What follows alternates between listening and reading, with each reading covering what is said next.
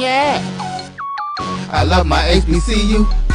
And boy, I love it, love it. I love it, love it. I love my HBCU. And man, I hope my team they won. I hope my team they won. Yeah, man. I hope my team they won. I hope my team they won.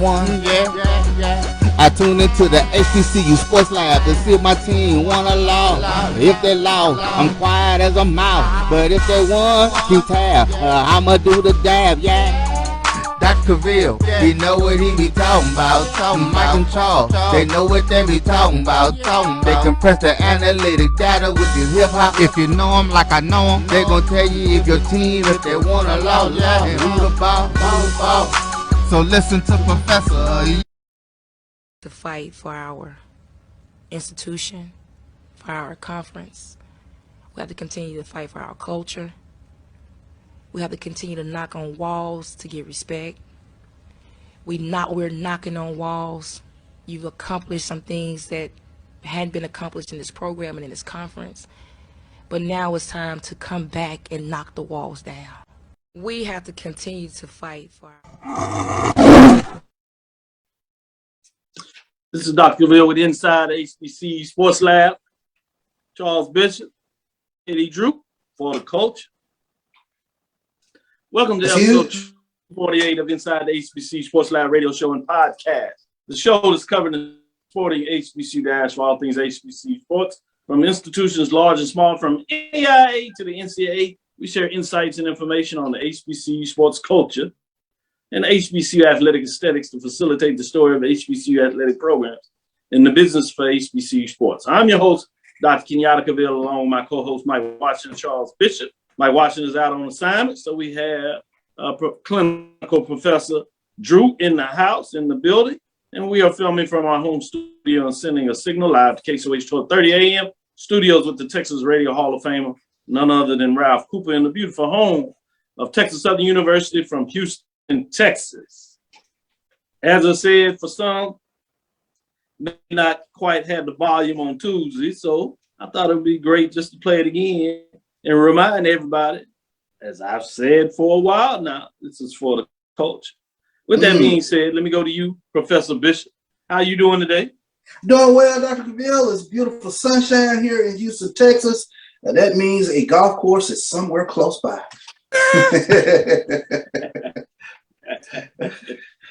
Man, you gonna get on the golf course after the show? You gonna mix it in? Hey, we're gonna try to get some swings up somewhere on somebody's range at least. Then I like, we talking about for the culture. You got to support the black media, journalists specifically, as they say. I like that. I like. No doubt. Shout out to Jamil here. With that being said, let me go to Professor Drew. How are you doing today?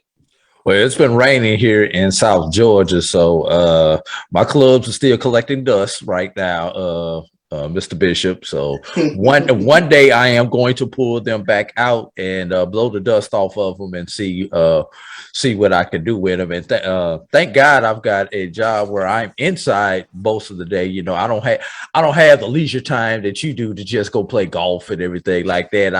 I got to spend my day educating people. So we do what we do over here in South Georgia.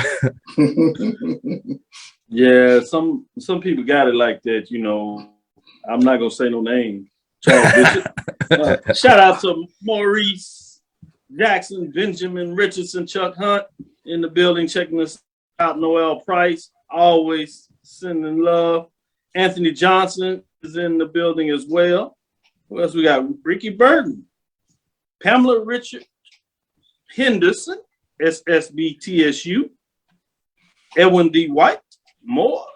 Wansi Hill says, "What's up, Doc? Yeah, what's going on?" Kevin Harris. Brown is in the building. Is that Takra? Brown. Wendell Davis. Brother Davis, I see you in the lab. Appreciate you jumping in the lab today and checking us out so we can bring you some news. We're going to get in there and talk a little bit about what transpired the last couple of days. Obviously, we'll talk a little bit about the basketball game. We'll jump on that. And then we'll get into a deeper dive into some baseball, maybe touch on some softball a little bit, at least give you some updates on what's going on there. G Boom Holly is in the house saying hello to everybody. With that being said, I'll jump on it, get your opinions of it. That way we can get back to some other news. But Talladega College falls short of an NAIA national title in the championship game. They were outplayed for most of the game by Loyola, Louisiana. They won 71-56. Charles, you said that this may just be a matchup problem. Mike said it as well. Drew, and you talked about being able to make some plays and get over the rebounding issue, and they couldn't do it. Got down really early, and it was about a 7-8 minute time of possession in the first half, the latter part of the first half, where it was really a good game, close. It could go anyway, and then all of a sudden they went on this run if you're Loyola. And you did get to a point, because you all were calling the game at the watch party, really did well on that. Shout out to you all. I actually watched the broadcast on one phone and then listened to you all and the watch party. And it got to 5 with about 8 minutes left. He was like, hey, it's a game now. And then it looked like they spent so much energy to catch back up that Loyola was able to go on another run, and they just couldn't get any closer than that. And shout out to Loyola. Credit to them for winning the championship. What a great year for Talladega, but a tough year since they were in the same conference. So as much success they've had in terms of wins, they literally don't have any championships they can put their hands on, because they played in the same conference with the team that won the conference championship, played in the same conference, obviously, in the championship game, didn't get a championship game there. And then for the national title, fell short there. And so could not quite duplicate in terms of what we were talking about with Georgetown and Villanova, losing those first 3 games and finding a way to win the biggest game in the championship game. I'll start with you, Professor Drew, since you kind of called the game and provide some insight, and then we'll get on to Charles. Just see any quick thoughts you might have in terms of that matchup that took place there. Go ahead, Drew. If you take the 13-0 run that Loyola had in the mid-first half, essentially Talladega played even for the remainder of the game. You know, at halftime, Talladega was 2 for 12 from behind the arc.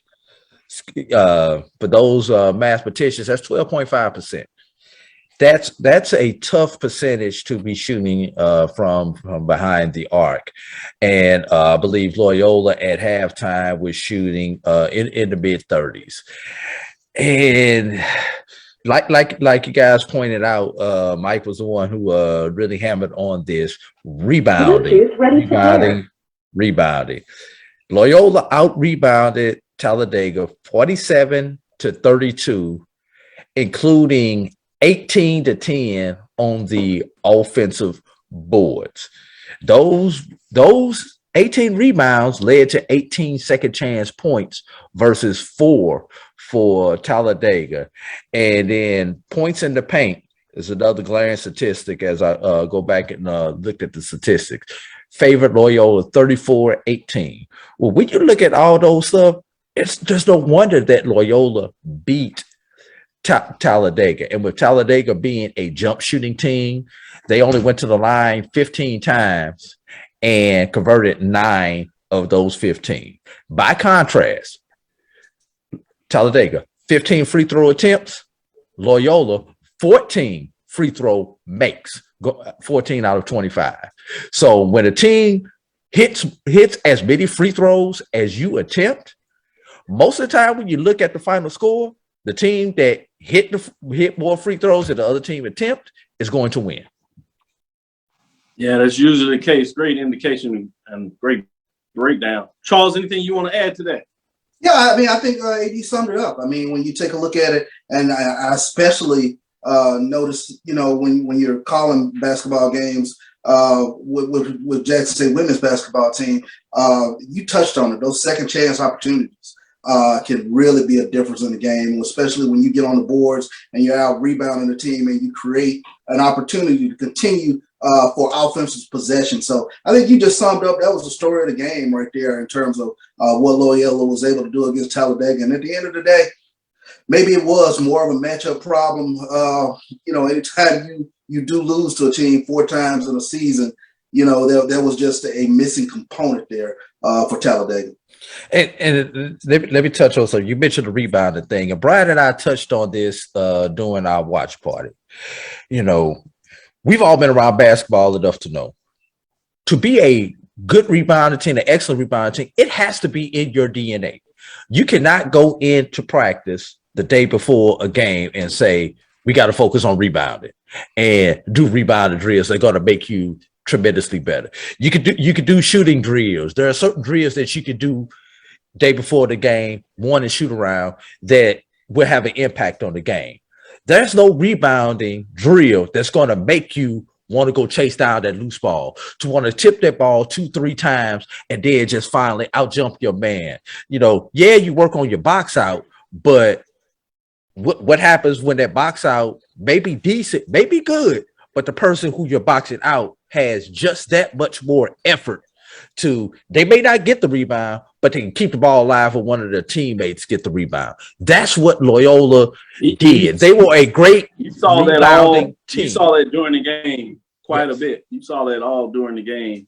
I don't want to belabor too much of the point, because I do want to get in some other news there. Professor Bishop, what else do you have on the docket in terms of some news?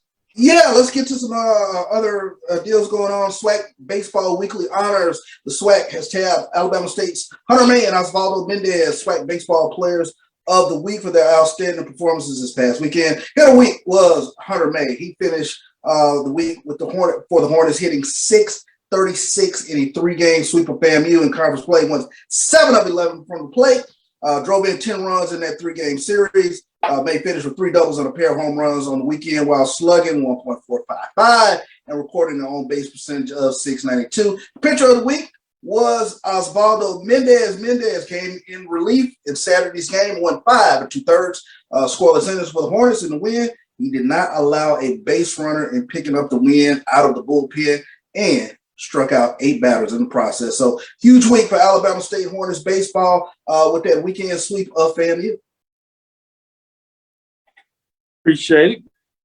Great update, man. That was a big one to start out the season. We'll get a little more into the baseball run in the second half, so I won't jump too far in there. But I want to shout out Chuck Hunt. Says AD and Brian did a great job with the HBCU watch party of Talladega NAIA Men's National Championship game Tuesday night. I tuned in to listen to them, analyze the game. Edwin Dwight Moore jumps in there a little more. Professor Drew, are you a stats coach? Man, they like you breaking down all the stats. But with that being said, let's jump on to some more news. What other news do you have out there in the HBCU world that interests you right now? Well, Charles, go ahead, Eddie. I was going to say, I'll send you your SWAC baseball honors and raise you the MEAC baseball honors with Copper State redshirt junior infielder Brian Nicholas and Norfolk State sophomore infielder Rafi Rodriguez selected as the MEAC baseball's co-players of the week. Coppin pitcher Justin Johnson was also named Rookie of the Week, while Norfolk State sophomore Dalton Barnum earned Pitcher of the Week honors. Nicholas was 7 for 16 on the week at the plate this past week, driving in 7 runs and scoring 4 times. Rodriguez racked up 4 multi-hit games and 5 outings for the Spartans, going 9 for 19 from the plate with 5 RBIs and 5 runs scored. Johnson, that's his first career save on Friday against Delaware State, tossing 3 scoreless innings. And Barnum tossed 7 strong innings on Sunday to pick up his first win of the season against Maryland Eastern Shore. Good stuff. Good stuff. Sticking with the MEAC, Charles, you got some, looks like Central going to make a move with the AD position. Yeah, Skip Perkins. Looks like he's coming back to North Carolina Central. So, shout out to North Carolina Central, bring back one of their own, come back and become the athletic director for North Carolina Central. That's news that's out there as well. Yeah, I like the fact when you talk about the AD mix, you also had an intriguing article, if you would, from HBCU Game Day talking about Morgan State. Obviously, they were speaking to the fact that they're looking for an athletic director and a head football coach as well. And then and you have it in terms of the commitment they have navigating that space, but they're saying that they're committed to the MEAC. With that being said, let's go to the break, and then we'll come in with our guests right after the break. This is Dr. Cavil inside the HBCU Sports Lab. For authentic Caribbean food like jerk chicken, oxtail, red snapper, shrimp, tofu, and rasta pasta, well, find your way over to Mango's Caribbean Restaurant, 180 Auburn Avenue, right next to Royal Peacock in downtown Atlanta. Them belly full, but we hungry. Mango's Caribbean Restaurant, open daily from 11 a.m. to 10 p.m. And on Friday and Saturday, we're open till 4 a.m. Come to Mango's and put some spice in your life. Oh, we've got a good thing going. Mango's Caribbean Restaurant, 180 Auburn Avenue, right next to Royal Peacock in downtown Atlanta. For more info or directions, call 404-698-3992 or log on to mangoscaribbeanrestaurant.com. For instant coupons, text MANGOS to 313131. Tell your mama hungry, papa hungry, brother hungry. Mango's Caribbean Restaurant, authentic Caribbean cuisines. Open up the door, tell your mama hungry. For 200 years, Montgomery, Alabama has been making history by people who had the courage to stand up for change. Today, this riverfront city has been reborn, embracing the past and looking forward to the future. From the National Memorial for Peace and Justice to the stage of the Alabama Shakespeare Festival, this is where history was and is made. We are proud to call Montgomery home, and together, we can be the change. Charmin Ultra Soft has so much cushiony softness, it's hard for your family to remember they can use less. Sweet pillows of softness. This is soft. Holy Charmin. Oh, excuse me. Roll it back, everybody. Sorry. Charmin Ultra Soft is so cushiony soft, you'll want more, but it's so absorbent, you can use less, so it's always worth it. Now, what did we learn about using less? You gotta roll it back, everybody. We all go, why not enjoy the go with Charmin? Press the analytic data with your hip hop. If you know them like I know them, they gon' tell you if your team, if they wanna law, and who the ball. So listen to Professor, yes sir, and pay attention. This is Dr. Cavil with Inside the HBCU Sports Lab with Mike Washington, Charles Bishop. Mike is out on assignment, so we have Professor Drew jumping in and coming in and providing some clinical professorship. And then we have our interview with Michael Coca of Black College 9, if you would. And he's going to talk a little bit about Black College HBCU World Series, I should say, and give you some updates. That's a big announcement that he had early in the year, working feverishly to bring that together. And we're going to let him break down and tell all those that haven't seen it in terms of what it is. And then we'll get into some details to give you how things are coming along with that. So let me just say, Mike, how are you doing today? I'm doing fine, Dr. Cavil. I'm glad that you to be on your show, and you, Charles Bishop. It's a pleasure always to come back to talk HBCU baseball. Yeah, and I appreciate the opportunity you allow me to come on and help with this great event that's coming up in terms of consulting. But I really don't want to steal all the thunder because I want to get a chance for you to break down some things. And first, let's just talk about what is essentially this event about. This event is about crowning a national championship for HBCUs. 10 years ago, a head coach from Bluefield State named Jeffrey Hunter, I called him to get some information on a player. And he said some things that just shook the core of my life. What he said was, he says, you know, at HBCUs, we have nothing to play for. And I said, Coach, you're playing games every day during the season. So what do you mean? He says, outside a regular season and a conference championship, what do we have? He says, not every program has the ability to win the conference every year. So we need to have a conference championship. And I said, well, we have that. And he says, but you got to think outside the box. We need a national tournament to crown an HBCU champion. So I thought about it and I said, okay, well, let me do something about it. Let's stop crowning these champions through polls. let's put this on the field. So it took me 10 years to finally develop a tournament where we had the inaugural tournament in Montgomery, a perfect location because it's situated where there's a bunch of HBCUs and we have a big, huge HBCU fan base. And that's leading to a national title, not just 2021, which we put on, but this year, which is May 10th to the 15th in Montgomery. But it's going to happen down the line. Now, we're trying to ink a 5-year deal with the Montgomery Biscuits. Like I said, it's situated perfectly for HBCUs. We're gaining national attention. What I like is we have a good committee, which you are a part of, and Roy Evans and AD Drew, one of your production teams. We are a good team. We are really working previously to put this event on to make sure that this happens. We're not doing it just for 2022. We are set up as to where we can do this the next 5, 10, 15 years. We will no longer crown a champion through just the media voting, a mystical champion. No more mystical. We will settle this on the field. Now, this is an 8-team tournament. 8 teams will compete for the national title. Last year, Bluefield State came out of nowhere and shocked everyone and won our initial World Series. This year, we got some really good quality teams that are really starting to win some ball games that are going to be coming to the tournament. So what I say to fans is this is something that needs to be supported throughout the HBCU community.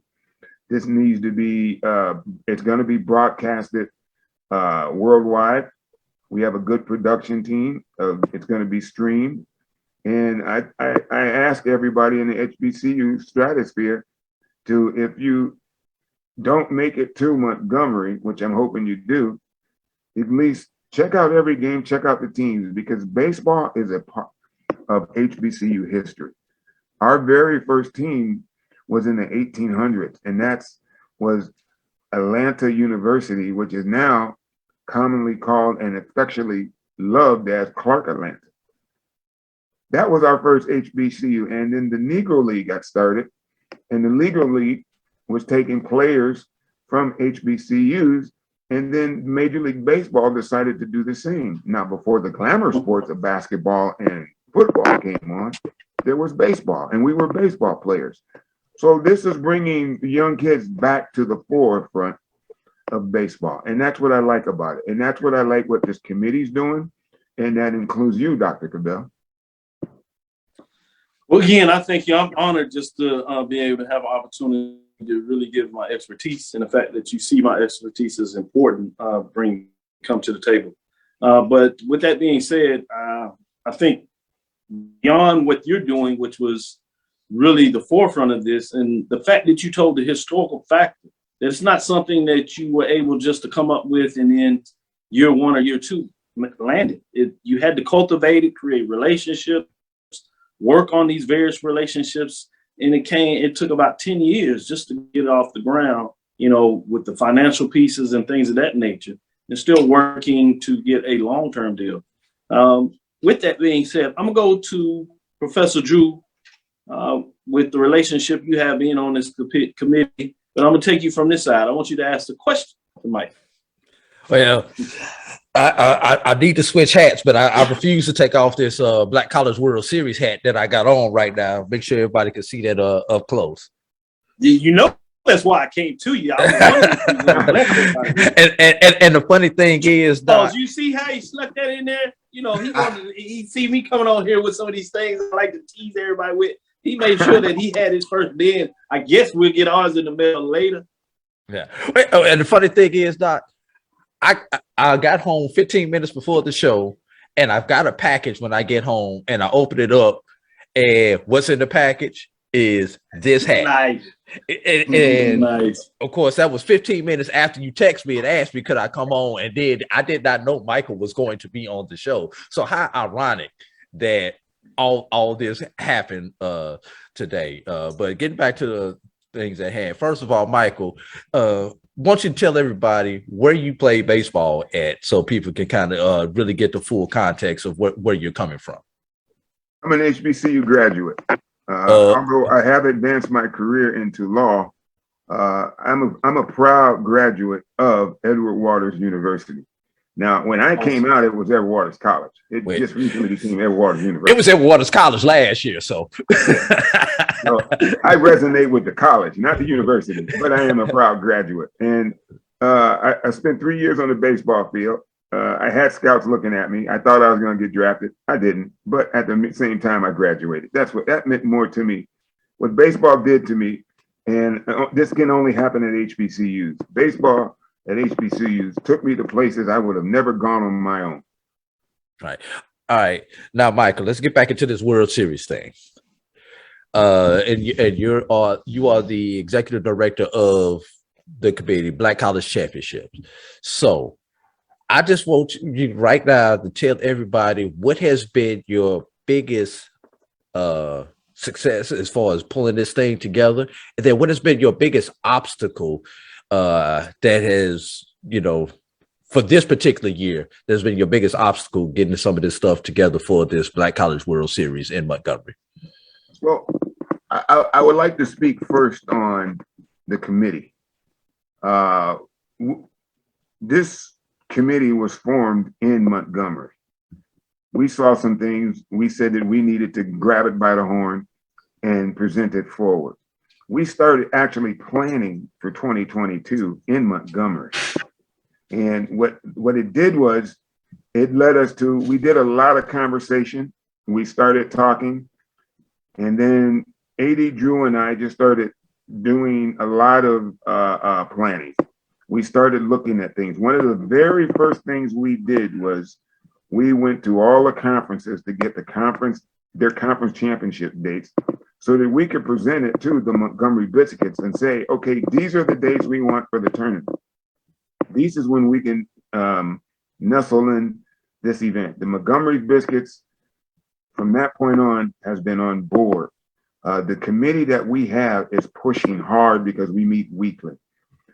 What I really like about this is I'm a wild child when it comes to this. I say that because it took me 10 years. And I had a lot of people come on that failed me and failed to deliver. Black College Championships, we are working diligently through sponsorship, through planning, through the website, through social media, through the city of Montgomery, through the national media. At every levels, we are out there pushing this event. And this is why I really feel good about what we're doing. I think that we assembled a group of professional men who have the HBCU background, with the exception of two, but the HBCU background as to where we know what it's going to take and how we are going to present this. And that's what I like about our committee. The pitfalls that I have having to deal with is sometimes I think things take too long, and that's personal. I have to get over that. I have to realize that, if I want something on a Monday, I don't expect to get it Tuesday. And if I don't get it Tuesday, then, I'm crying Wednesday. But, what I like is the committee keeps me grounded. They're constantly making sure that as the executive director, that we all work together. And you cannot find that unless you come from an HBCU. So, Michael, let me ask this question, and the $1 million question for me is, what are the teams or what are the conferences that make up this HBCU World Series? Well, you won't know the teams until the end of the regular season. Sure. What conferences? Well, you have the NAIA, and you have the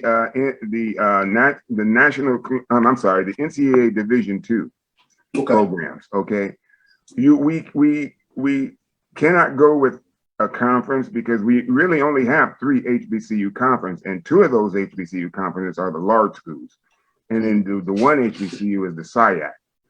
And so what we're doing is is instead of having an automatic bid, we're doing an invite, because until we can, you don't want to get yourself bogged down with having, saying, okay, if a conference champion wins, and that's not being fair to everybody. And we need to be fair to every HBCU that has a winning record.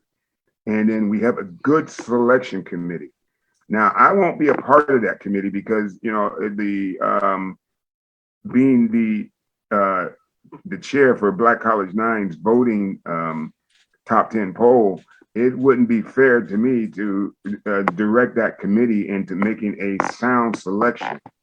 So I'm going to have to, I have rescinded myself from doing that, because we want the best HBCUs in this tournament. We don't want just any team coming down. We want the best, because we're competing at a national collegiate championship level. And that's what this tournament is about. It's pretty awesome. We're going to get in this break, but Mike, if you can stay around, we'd love to bring you back to the next segment where we can get in the early part of the season. Conference play just started for the SWAC and the MEAC. We want to concentrate a little bit on the Division I. So if you can hold around, give us a little more time. We want to bring you back for a second segment. Sure. Stick with us. We'll be right back after this break, and we'll get into the second half. We have to start talking about innings. Is this like the 5th inning, 6th inning? How are we going, 7th inning stretch? We'll do that. Stick with us. We'll be right back after this break. From novice to aficionado, find yourself here. High-quality cigars plus personal customer service with Slow Burn.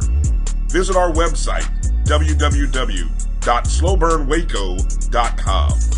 Slow Burn is Waco's only mobile cigar lounge, featuring a meticulous, curated collection of premium cigars. It's more than a mobile lounge. It's an environment and an experience rich in history, luxury, and personality. An elegant extension of any celebration occasion. It's the perfect escape and meeting place, a space where you can relax or enjoy a shared passion. Have Slow Burn plan your next big event, or before you are planning to celebrate your win over your athletic rival, you can shop our collections at www.slowburnwaco.com. But if they want to tab, I'ma do the dab, yeah.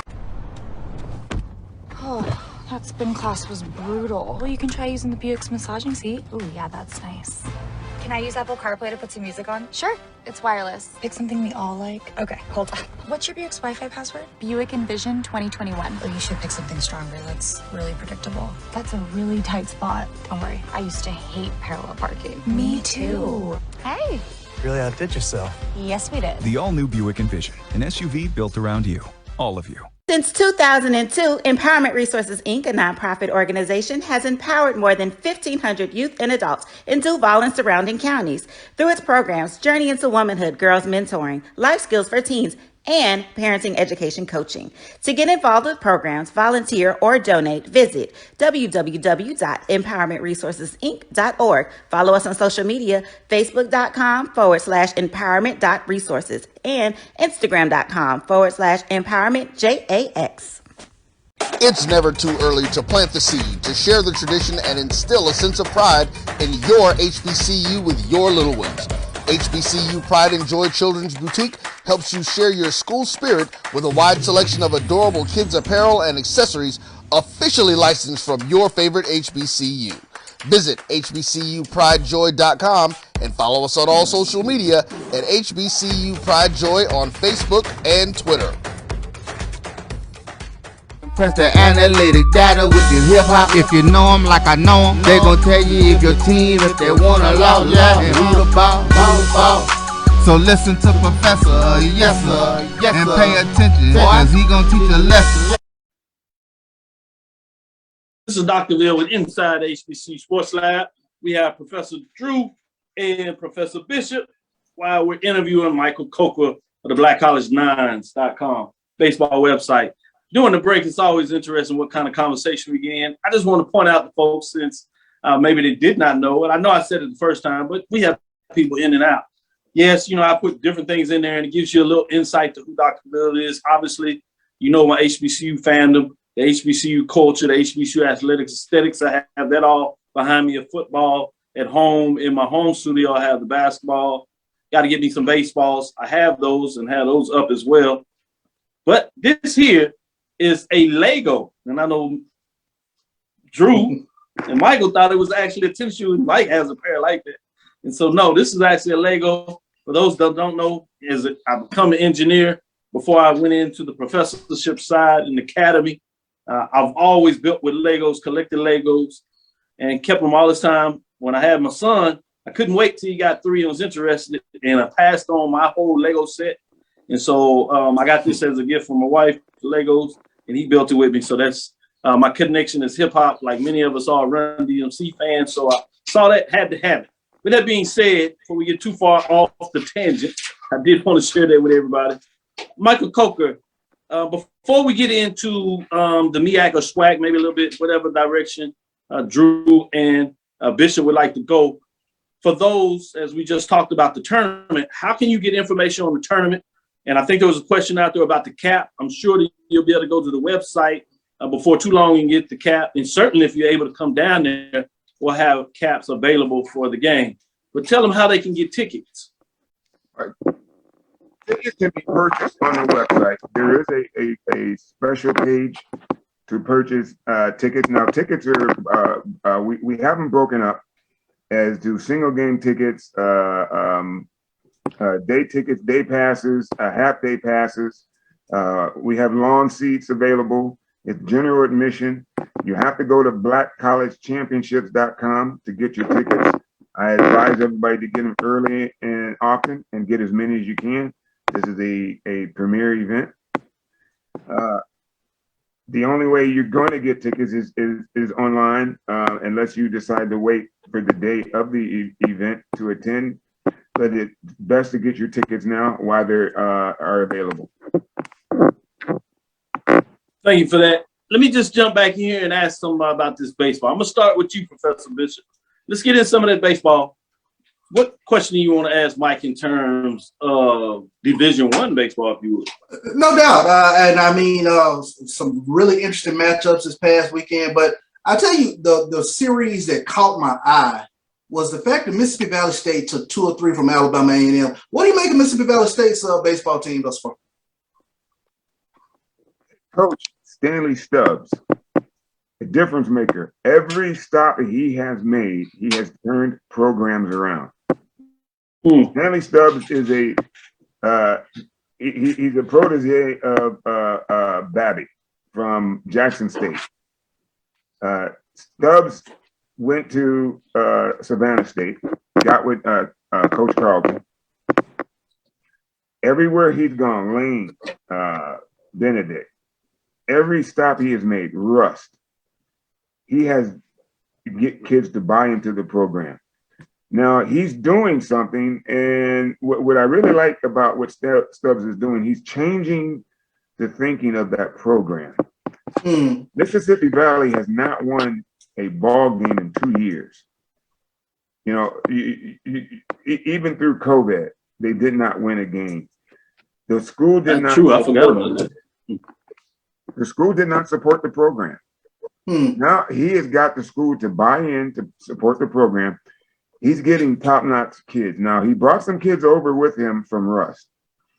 And those young men, those 18, 19-year-olds that helped turn that program around, Rust, that participated in the Black College World Series, is over there with him at Mississippi Valley, and they are making a difference.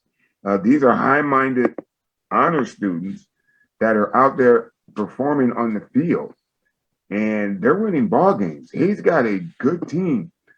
Do not be shocked if you see Mississippi Valley in the SWAC conference championship game. I'm putting that out on the line. Wow. Okay. I thought he was going to tease out the tournament. He jumped to the championship game. Go ahead. He went to the championship game. Well, okay. These are cardiac kids. One game they got blown out. I forget the name. I think it was Mississippi State. I could be wrong about that, but they played one of those SEC teams, and they really got blown out. But the kids played and they hung in there. They didn't quit. They were still chasing ground balls. They were still chasing foul balls. And now they're cardiac kids. They're finding ways to come back. You put 3 runs on them, they're going to put 2. You put another 3 runs on them, they're going to put another 2. And then if you don't put a run on them, they're going to put 2 more runs on you. This is how these kids are playing. They're playing like, it's that old school baseball. What you do, I can do better. I'll put my mic. Valley? We're talking about Valley? Well, sticking with you, Drew, go ahead and ask a follow-up question. Valley? Yeah, that Valley. Yeah, that Valley. Michael Coker, you gave us a good Division One, at least as far as the SWAC goes. But I want to talk about the article that you guys just put out earlier today on Black College Nines about a Division II player named Brandon O'Connor from Benedict College, and he's on pace to break a record that stood for over 30 years, not in Black college baseball, in Division II baseball. Tell us about this story, Michael. This kid has been a starter. O'Connor has been a starter from day one, his freshman year in 2018. And you have to understand the system that he plays in. Coach Selwyn Young is a former Major League Baseball player. He was in the minor leagues with the Oakland A's when Ricky Henderson was just stealing bases on any and everybody. So he has that firsthand experience. He teaches his kids how to dissect a pitcher's move so that they're on the run. Now, what he's done over the years is he has set records that will not be broken. And he's given this kid, Brandon O'Connor, the green light. Anytime he gets on base, he has the green light to go. And what they do is, most teams, when they're warming up, you're watching them take their infield and take their outfield practices pregame. Not Benedict.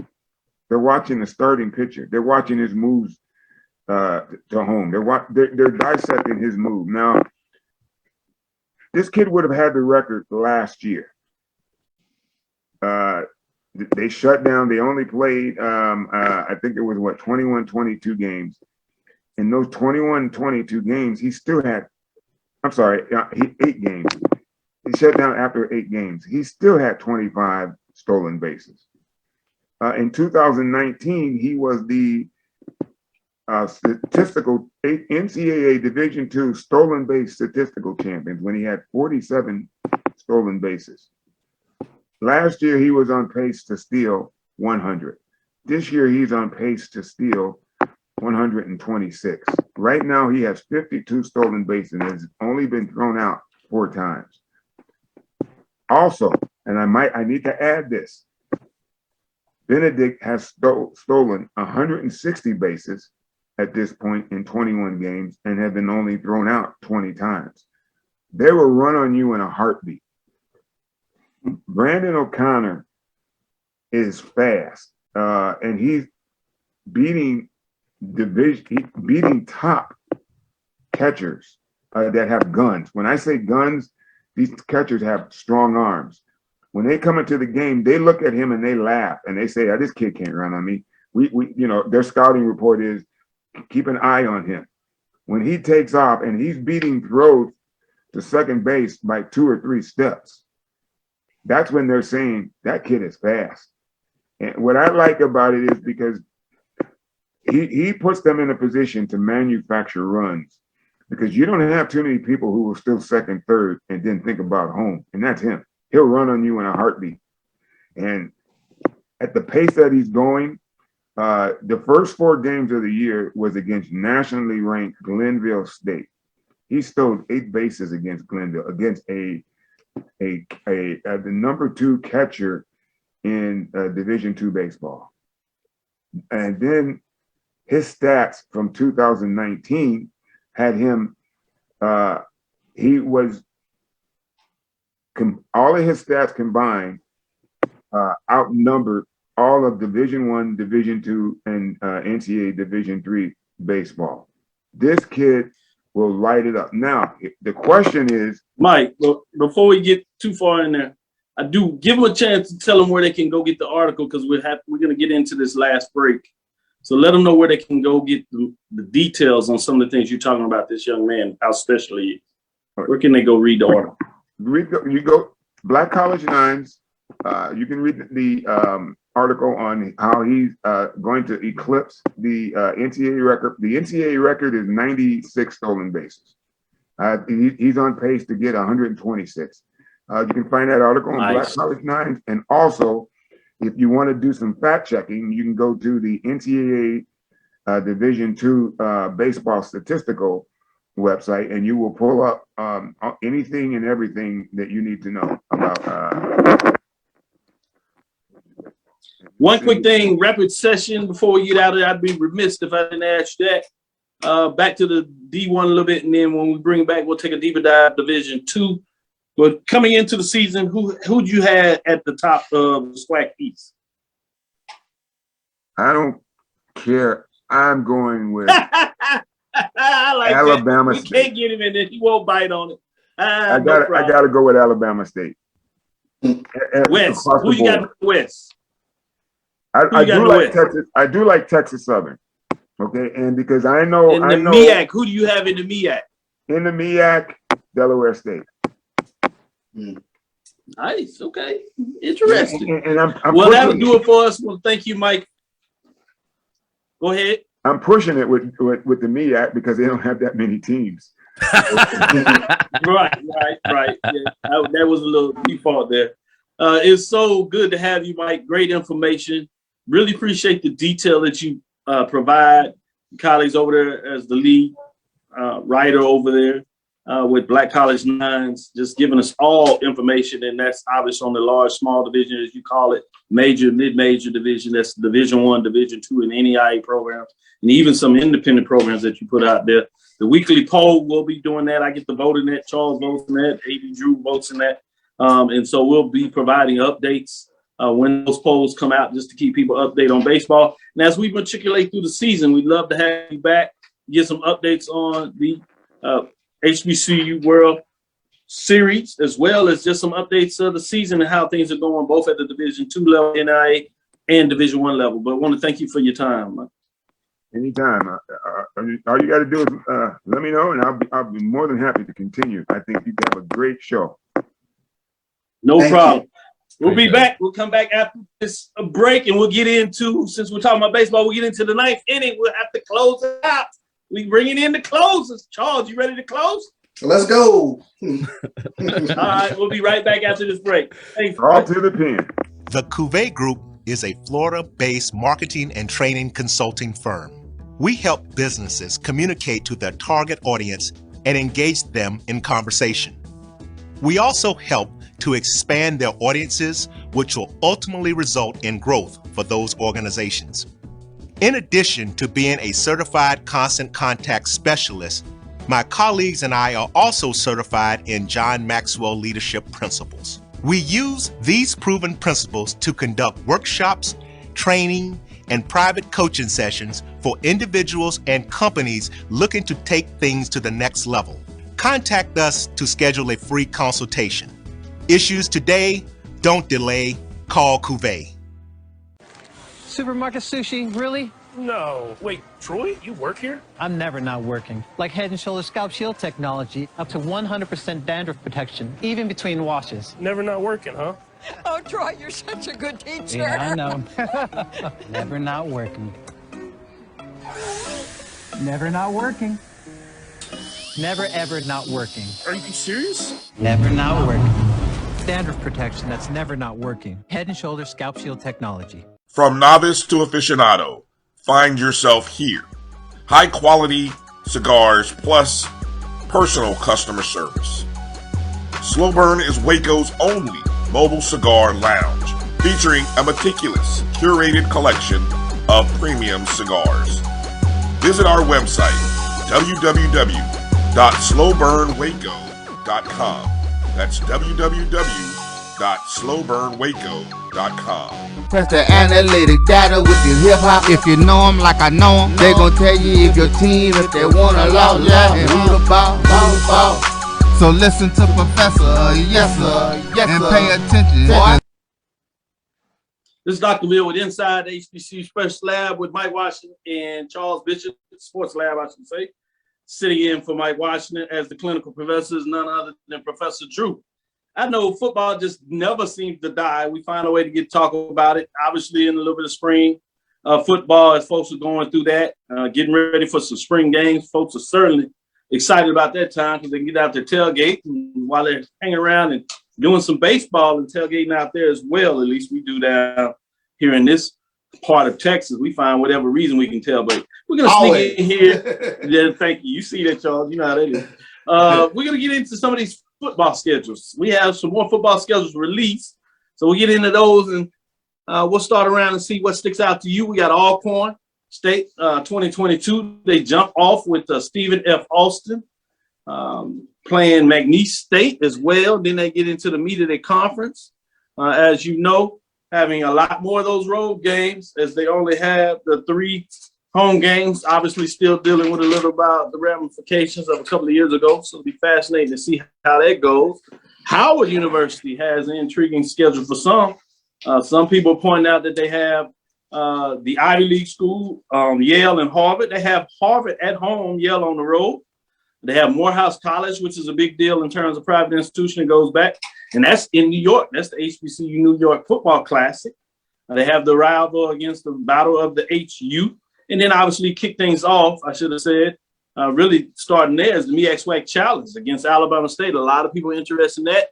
Obviously, they have the 6-member conference, so the conference is back in, and it really gets interesting over the last 5 weeks.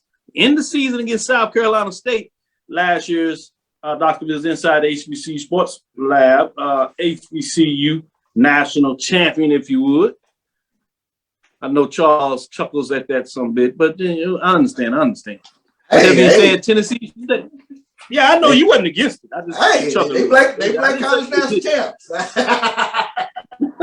There you go. It was many folks national champs. No, and BCSN gave their national champs. They won it. All right, to Jackson State. Now I know you take credit for that one as you should. With that being said, we have Tennessee State schedule that was literally just released. 3 HBCUs, including the homecoming game back on Hell Stadium that they're excited about against Division II Lane College out of SIEC. Obviously, they have the Jackson State Southern Heritage Classic that got a lot of talk about. That is on the schedule, at least for 2022. We'll see beyond that, as it may be quite doubtful. And then they have out of the SWAC, the Bethune-Cookman is on the road as Tennessee State hosts Bethune-Cookman Wildcats on October 8th. Then they get into their conference again. They got a 16 conference. Remember, they have that partnership with the Southland Conference, so they'll play in terms of a new member of Division II program out of the Southland Conference. Texas A&M Commerce, which is actually at the end of the year, and they're on the road for that game, which is fascinating to me in some kind of way. Texas A&M Conference. Then you have South Carolina State. I'll let Drew talk a little bit about the South Carolina State before I start to mix it up and ask your thoughts on what catches your eye on any or all of those schedules. Starting with you, give us a little update in terms of what stands out with South Carolina schedule for you, Professor Drew. South Carolina State opens the season with 4 straight road games. They play Central Florida in Orlando on September 1st, followed by traveling to Daytona to play Bethune on September 10th. They travel to Greensboro to play North Carolina A&T on September 17th, and then the big check game when they travel to University of South Carolina in Columbia on October 1st. They finally go home on in October, where they have FAMU on October 8th. Everybody's favorite HBCU date for homecoming, Virginia Lynchburg on October 15th. And then they finally opened up a conference play October 22nd against Central. Back on the road to take on Morgan State on October 29th. Host Delaware State on November 5th. Go to DC to play Howard on November 12th. And what everybody's going to anticipate once again to be the game that's going to come down to the MEAC at home against Norfolk State on November 19th. Good deal, good deal. Let me go to you, Professor Bishop. Any thoughts for you in terms of these schedules that are jumping out? What stands out to you? Tennessee State. Excited, or what makes you ponder? Yeah, Tennessee State getting an opportunity to get those HBCU games in. That's important, I think, to their fan base, that they see some teams that kind of look like them, see some fan bases look like them. So you got this Southern Heritage Classic, or Chuck Hunt called it the Suge Knight Classic. So you got Jackson State possibly one more time. We'll see what happens with regards to the Southern Heritage Classic, but should be an interesting schedule with Tennessee State. To get a chance to homecoming with Lane College, that should be huge. They're on campus at Hale Stadium. But the one I think you touched on that kind of intrigues me is that long drive at the end of the year, that long flight at the end of the year down to Texas A&M Commerce to play in Kingsville, Texas, if I'm not mistaken. So that's, one that's out of the ordinary, if you will, for Tennessee State. So that's an intriguing schedule. And then Howard, they go to an Ivy League team, they host an Ivy League team. So I thought those are unique schedules that they put together. Yeah, I'm intrigued about that Ivy League schedule. I think that's a unique pageantry and a chance for both coaches to get a chance to exchange pleasantries and cultures, if you would, about the football gridiron.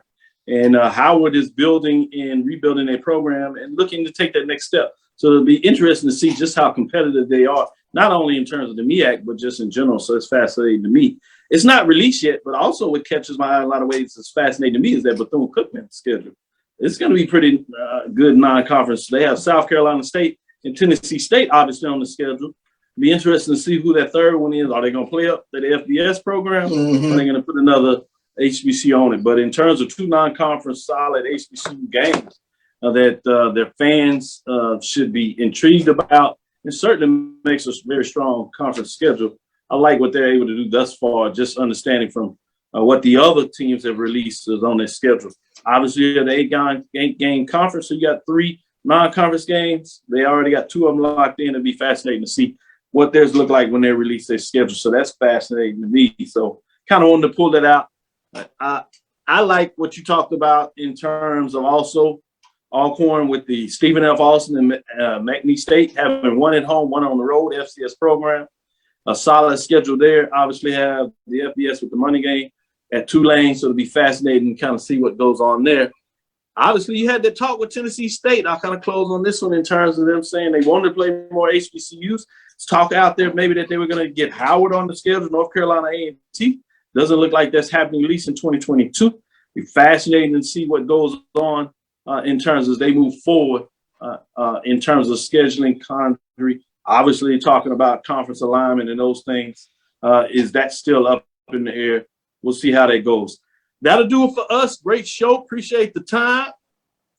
Told you about these baseball games and got a little talk about that. Some big baseball matchups this weekend. It'll be fascinating to see what's going on. Anything has your eyes, Charles, Drew? I'll start with you, Charles. Baseball matchup that kind of has you thinking about, hey, let's keep an eye on this game or two.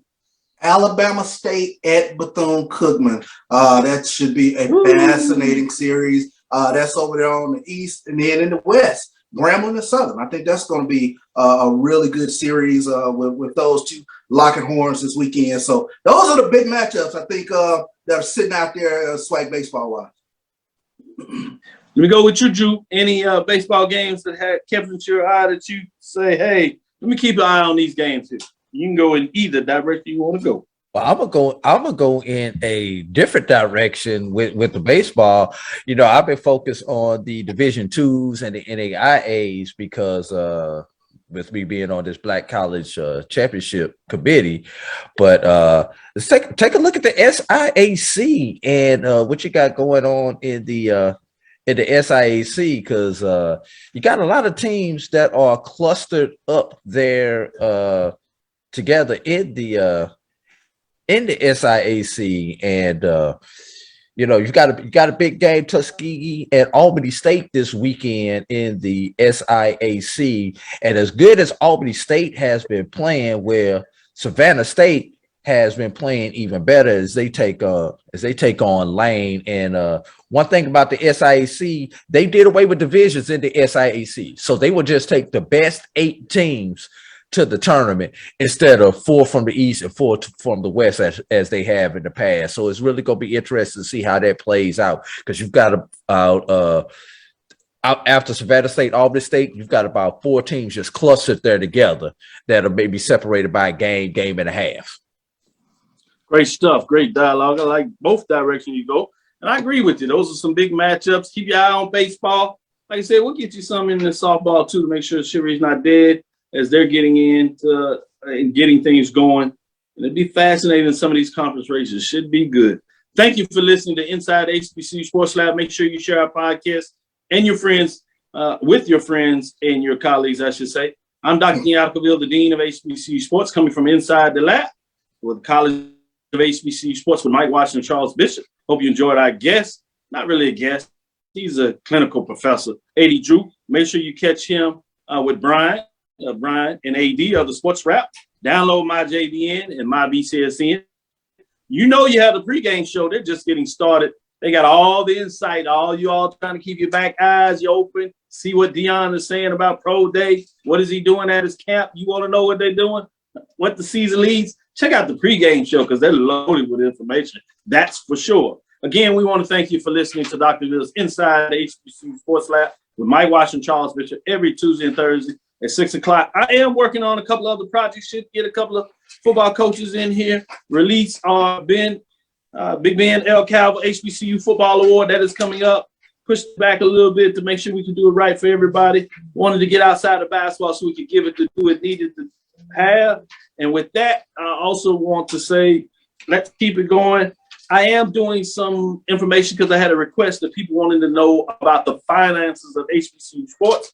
I'm going to see if I can put that together for you as well over the next couple of weeks as we have a little more time outside of the normal sporting context. We look forward to you next week as we discuss the latest news in the lab. Follow me, Dr. Kenyatta Cavil, on Facebook and Instagram. That's DrKenyattacavil,